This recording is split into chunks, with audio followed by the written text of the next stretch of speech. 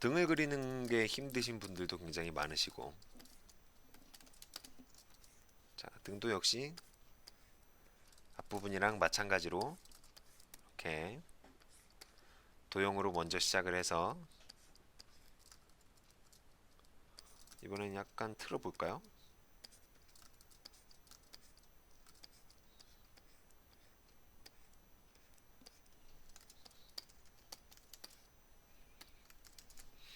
손가락 패턴화라는 거는요.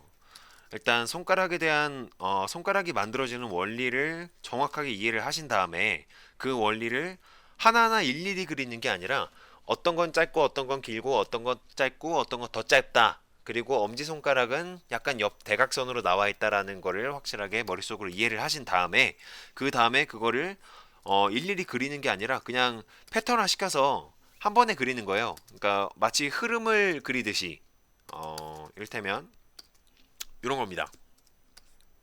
자, 일단 손등을 먼저 그려서 손가락의 기울기가 될 곳을 설정을 해요. 그리고 엄지손가락 부분도 이렇게 그려서 엄지손가락의 기울기가 될 부분을 설정을 합니다. 이 상태에서 손가락을 이런 식으로 그려주는 거예요. 이게 패턴화입니다. 막 하나하나 일일이 막 손가락이 어떤 건 어떤 모양이고 어떤 건 어떤 모양이고 이런 식으로 그리는 게 아니라요. 패턴을 만들어서 한 방에 자연스럽게 그리는 게 손가락의 패턴화입니다.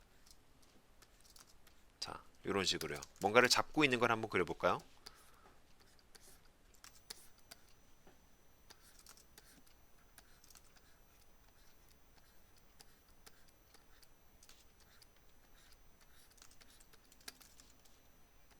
자, 그로우툰 아카데미 인체 강좌 초급 강좌에 오시면요, 이런 손가락 패턴화를 그리는 방법을 자세하게 다뤄놨으니까요, 그로우툰 아카데미 인체 초급 강좌를 참고를 해주세요. 자, 발 만드는 것도 역시 마찬가지고요. 어, 자, 이런 식으로 만드는 게 이제 패턴화예요. 인체는 대부분 패턴화로 되어 있습니다. 제가 인체 도형화를 만드는 것도 사실 인체를 패턴화 시킨 거나 다름이 없어요. 그렇기 때문에 패턴화를 시키면 일단 패턴은 반복된다. 반복된다라는 건 익숙해진다라는 거죠.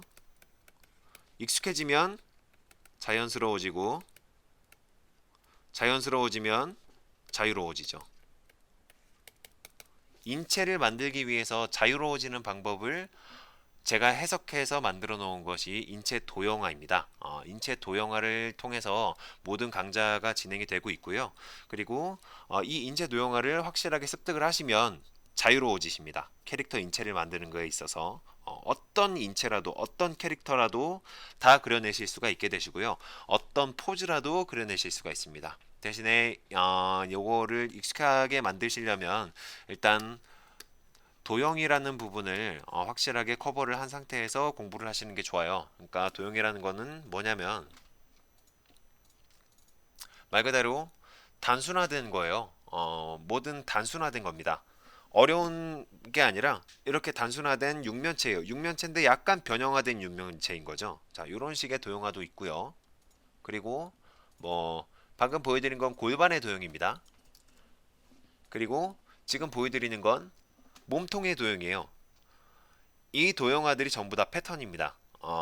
몸통이 만들어지는 패턴, 몸통이 만들어지는 반복되는 패턴이에요. 이 패턴만 알게 되면 어떤 각도든 어떤 동작이든 어떤 캐릭터든 문제없이 그려내실 수가 있어요. 자, 이것도 뭐 역시 마찬가지로 패턴이죠. 원기둥이에요. 원기둥. 그냥 단순한 원기둥입니다. 이 원기둥은 어디에 들어가나요? 팔이나 다리에 들어가죠. 목에도 들어가고요. 엄청 단순합니다. 그쵸? 이건 그냥 원기둥이고 이거는 뭐 약간 복잡하기는 하지만 기본적으로는 육면체에서부터 시작하는 겁니다. 요 아래 윗부분에 이렇게 둥그란 것만 빼고 생각을 하시면 굉장히 단순해요. 모양이. 아까도 말씀을 드렸듯이 자, 옆에서 대각선 아래 내려가고 얘랑 똑같아요. 대각선 내려가고 얘랑 똑같아요. 얘랑 똑같습니다. 이렇게 아래 막아주시고 얘를 그냥 똑같이 그대로 얘랑 똑같이 그대로 패턴을 만들어서 이런 식으로 만드는 게 바로 인체 도형화 몸통 도형이에요. 그렇게 어렵지 않습니다. 얘랑 흐름이 똑같다. 얘랑 흐름이 똑같다. 요 정도만 기억을 하셔도 요 몸통을 만드는데 그렇게 크게 문제는 없어요. 음, 아시겠나요? 그리고 뭐 아까도 계속 보여드렸듯이 요런 동작을 만드는 데 있어서도 막 인체에 굉장히 막 뼈에 대한 이론이 들어가는 것도 아니고 그쵸? 근육에 대한 이론이 들어가는 것도 아니고요. 어, 포즈가 달라져도 대칭인가요? 그렇죠. 포즈가 달라져도 대칭입니다. 그 도형은 대칭이에요. 해당 도형은 대칭입니다. 만약에 얘가 요런 정면으로 봤을 때 요런 도형이 있습니다. 근데 요런 각도로 움직였어요. 그러면 그냥 각도만 움직인 거예요. 얘가 달라진 건 아닙니다. 대칭성이 달라진 건 아니에요. 이런 식으로 각도만 움직인 거예요. 이렇게 바뀐 겁니다. 근데 얘가 이렇게 움직였는데 여기가 이 상태에서 여기가 더 이렇게 넓어지고 막 더 뒤쪽이 막 이렇게 늘어나고 이렇게 된다는 건 아니다라는 거예요. 이해가 되셨나요?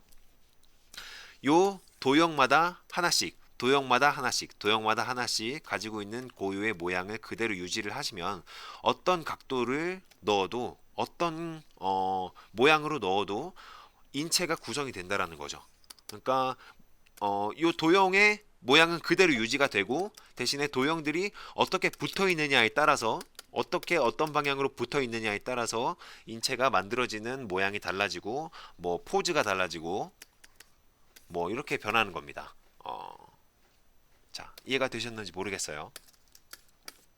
자, 그렇게 인체 도형화를 익숙하게 연습을 하시다 보면 요런 것들을 그리더라도 자연스럽게 포즈를 만들어내실 수가 있습니다. 지금 보시면 요 캐릭터가 이쪽 앞쪽에 있는 팔은 약간 앞쪽으로 이렇게 살짝 내밀었죠. 아주 살짝 내밀었죠. 근데 왼쪽에 있는 팔을 보면 아주 살짝 뒤쪽으로 들이밀었죠. 그쵸? 그리고 아래쪽에 있는 다리만 봐도 지금 허벅지 부분은 약간 둘 다 앞쪽으로 살짝 내밀어진 상태인데 얘는 얘보다 왼쪽 오른쪽에 있는 애보다 훨씬 더 왼쪽에 있는 다리는 약간 더 앞쪽으로 조금 더 나와 있고 왼쪽에 있는 허벅지는 조금 더 들어가 있죠. 그러니까 이런 아주 미묘한 차이 같은 것들을 도형화를 통해서 확실하게 캐치를 해낼 수가 있다라는 겁니다. 어, 도형화를 통한다면 자 앞쪽으로 많이 튀어나오는 쪽의 다리는 이런 식으로 묘사를 할 수가 있고요. 그리고 이거보다 약간 덜 튀어나오는 다리는 이거보다 이 각도 기울기보다 약간 완만하게만 그려주면 되겠죠. 이렇게 이렇게요. 완만하게 이렇게만 그려주면 어때요? 얘가 훨씬 더 앞쪽으로 튀어나오고 얘가 조금 더 뒤쪽으로 들어간 듯한 모양의 다리가 되는 거겠죠. 그쵸? 이런 것들을 종합적으로 정리를 해서 설명해 놓은 것이 그로우툰 아카데미의 기초 인체 강좌입니다. 기초 인체 강좌를 기본으로 해서 움직임과 액션 동작 등을 만들 수 있는 원리를 만들어 놓은 게 인체 중급 강좌고요. 거기에서 이제 인체 동작과 액션 원리에서 추가적으로 하이앵글, 로우앵글 그리고 인체의 투시도에 대한 부분을 다룬 것이 인체 고급 강좌가 되는 겁니다. 하여튼 그래요. 인체 고급 강좌는 뭐 이런 부분들이 다뤄지고 있습니다.